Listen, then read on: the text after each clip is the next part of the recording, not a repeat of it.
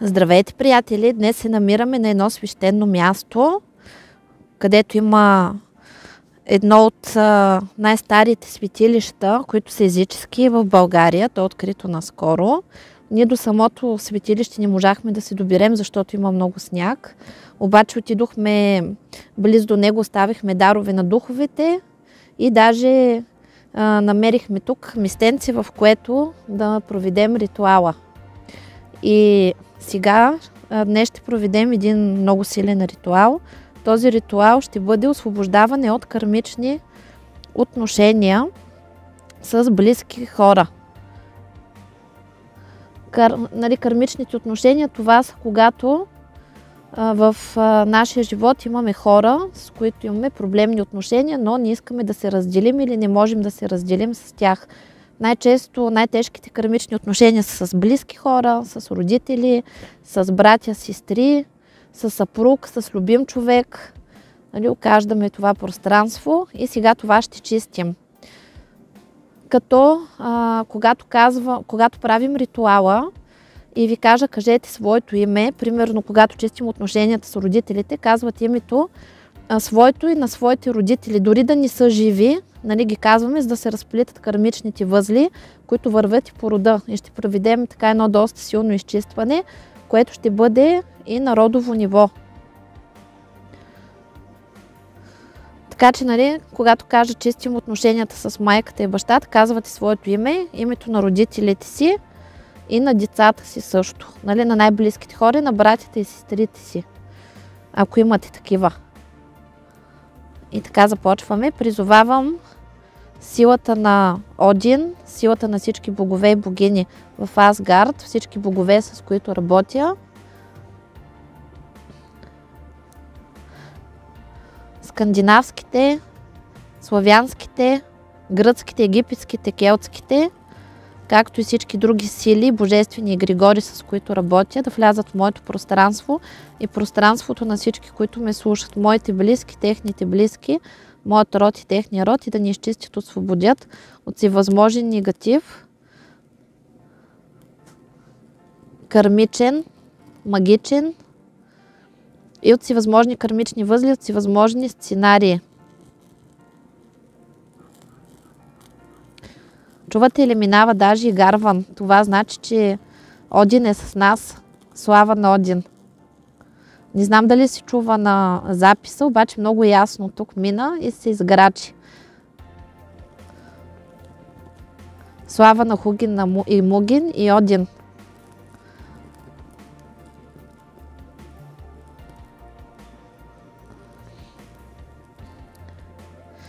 И първоначално се изчистваме, освобождаваме от всевъзможен негатив, магичен, енерген, психологичен, емоционален, кармичен, духовен, душевен, родов, семен, физичен негатив, всевъзможни импринти, импланти, чипове, всевъзможни внушения, убеждения, вярвания, архетипи, стереотипи, патерни, родови, семейни, обществени, догми, норми, табута, поведенчески модели, негативни програми, негативни сценарии.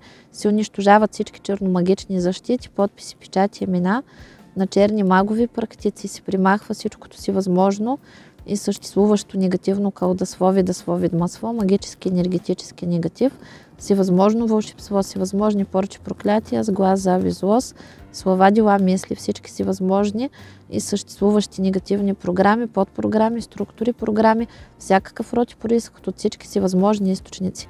Примахнах всички блокажи, прегради, препятствия, негативни въздействия от всички сфери, аспекти на нашия живот. на мен и всички, които ме слушат, моите близки, техните близки, моят род и техния род, изцяло ни се отвориха пътищата за здрави, любов, щастие, късмет, финансов просперитет, семейно щастие, кариерна реализация. Какво представлява кармата? Това са такива заплетени ситуации, от които не можем да се измъкнем. Примерно не се разбираме с някой, но не можем да се разделим с него. Налага се да живеем на една територия. Нали, всевъзможни такива истории, както и в любовен аспект. Примерно влюбваме се в някакъв пълен идиот, който за нищо не става, обаче не можем да се отървем от него и умираме за него.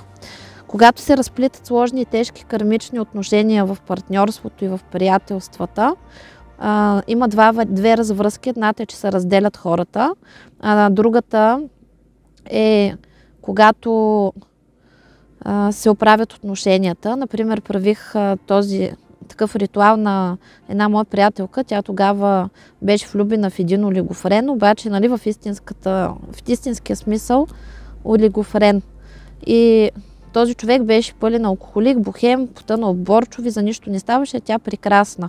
В момента, в който и направих този ритуал, този в кавички прекрасен мъж го завлече една такава прекрасна дама като него, подобна, нали, за да си пият и да се самоунищожават взаимно. И то рязко, нали, той тръгна с нея и изостави моята приятелка. Обаче тя само за месец и половина си намери мъжа, и то уникален мъж си намери, образован, красив, богат, успешен, и в момента има с него семейство и я носи на ръце. И имат вече и деца.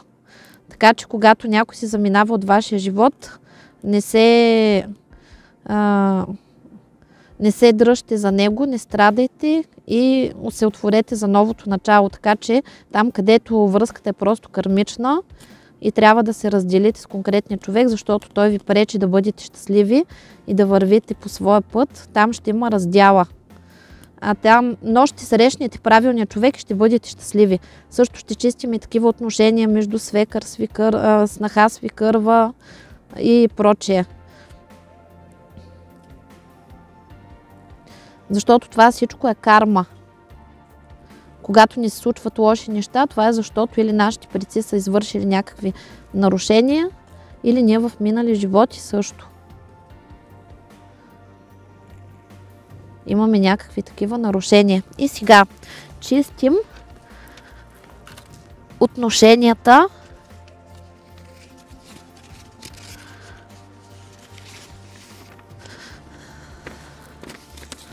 изчистваме кармата от матрицата. Майка, дете, кажете своето име и името на своята майка.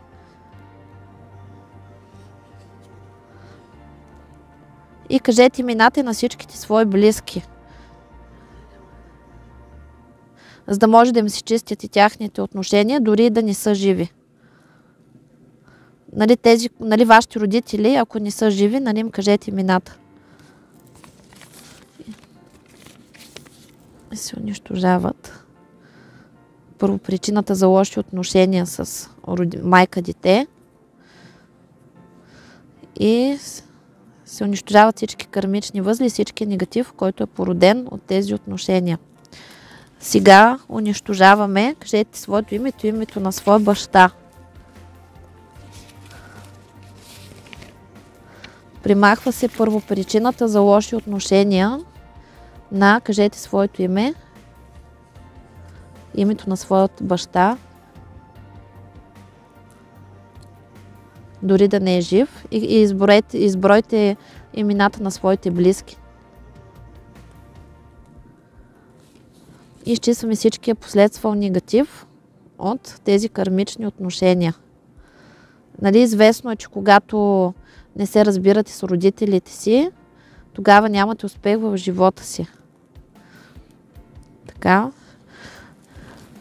Изчиства се първо причината за лоши отношения с брат или сестра. Кажете имената на братите и на сестрите си, ако имате, имената на близките си хора.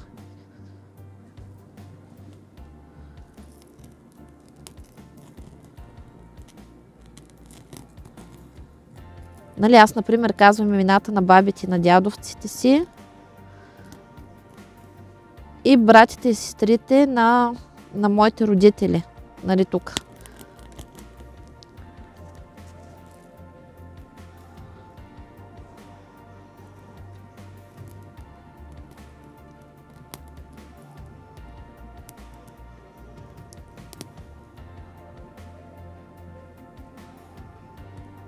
изгарят последствията от този негатив. Така. Вашите деца.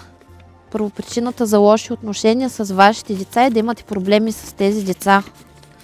Кажете своето име и имената на вашите деца. И имената на вашите родители, на вашите близки пак.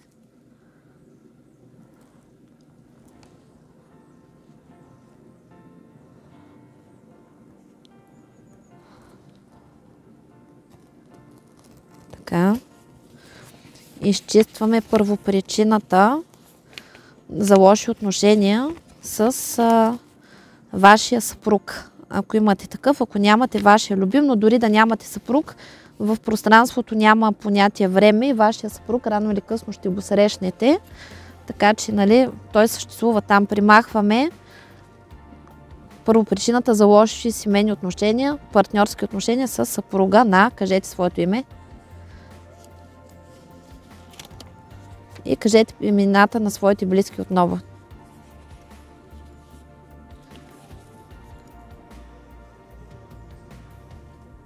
Нали, на родителите на майка си и на баща си, майка си, баща си, братите и сестрите си. Изгаря всичкия негатив, който е възникнал следствие на тези кармични възли.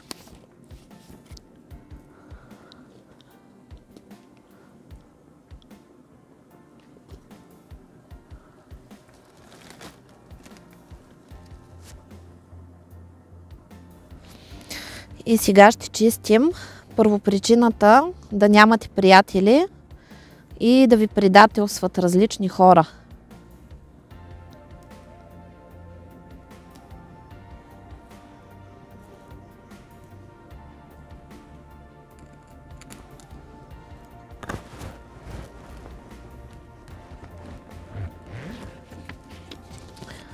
Кажете своето име, имената на своите близки и любими хора. Първопричината да нямате приятели и различни хора да ви тормозят.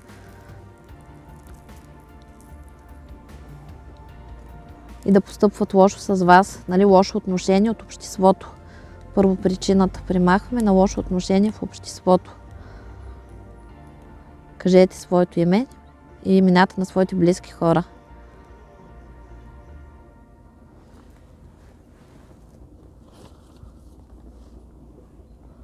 И примахваме първопричината, поради която имате врагове, магични атаки, хора, които ви вредителстват и ви правят мизерии. Кажете своето име и имената на своите близки, любими хора.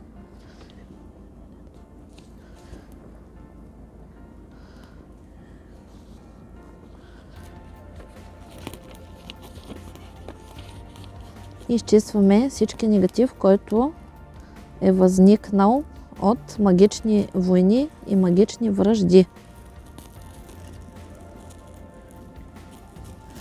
Изгаряме го и го освобождаваме. Този, който ние сме причинили и този, който на нас са ни причинили. Каналите, програмите ще работят до пълното изпълнение на поставената при тях задача, след което ще се освободят с любов и благодарност, без вреда за, кажете своето име.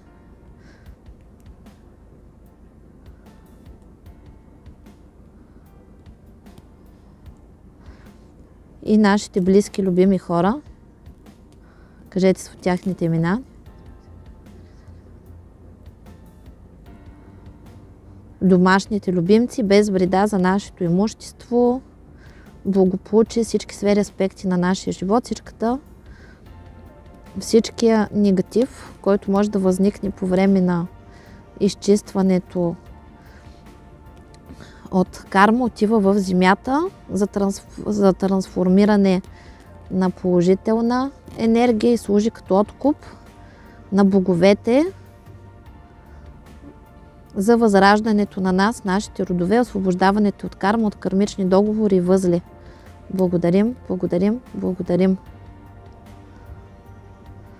Този ритуал се гледа на принципа на всички други ритуали. Гледате го, ако можете, всеки ден. Ако ви понася добре, ако не, през 3, 7 или 10 дена. Ако сте го гледали, ако ви понася добре, сте го гледали един път осъзнато, можете да спите на него и на цялата плейлиста на руните, палим свещ или правим добри дела. И можем да дадем подношение под дърво, на бира или някакви тестени неща. Този ритуал е без обратка.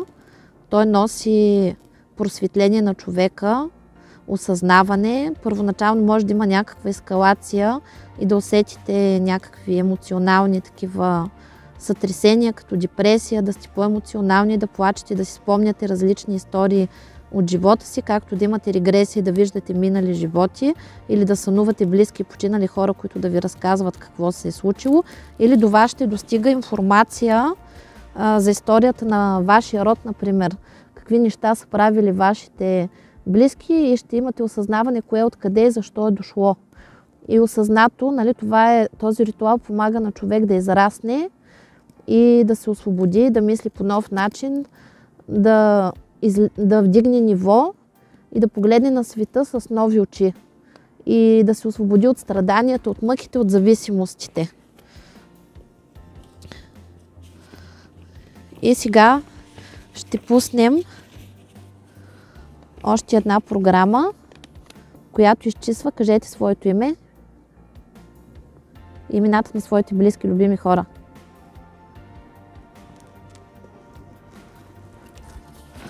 От зависимости, мъки и страдания.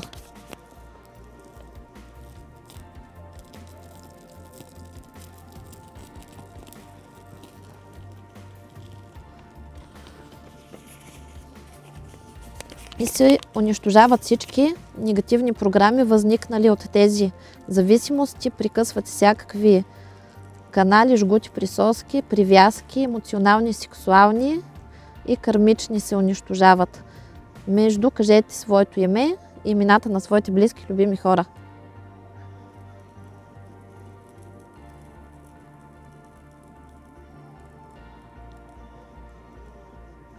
Благодарим, благодарим, благодарим. И сега да осветим ритуала допълнително.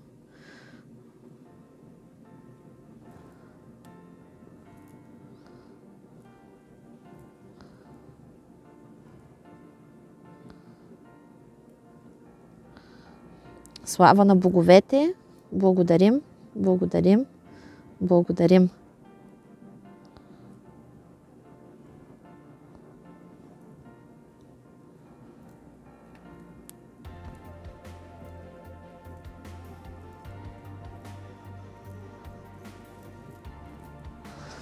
Пожелавам ви на всички много успехи и ви чакам естествено с добри новини, добри резултати и да вървим напред, да израстваме и да се радваме на живота. Чао, чао!